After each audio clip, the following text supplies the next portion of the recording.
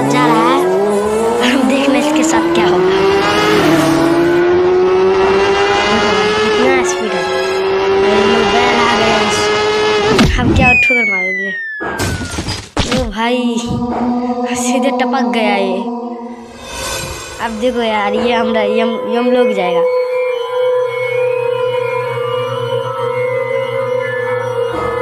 यम लोग जा रहा है, देखो इसके शरीर पर क्या ये लाल रंग का क्या है, आपको पता है तो कमेंट में बताएं।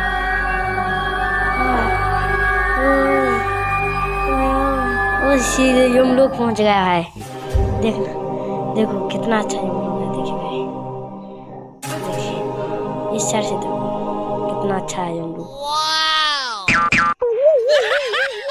मेरी बाइक, मेरी KTM बाइक कहाँ गई? पूरे 4 लाख रुपए की बाइक थी। अरे कौन ले गया मेरी बाइक? देखो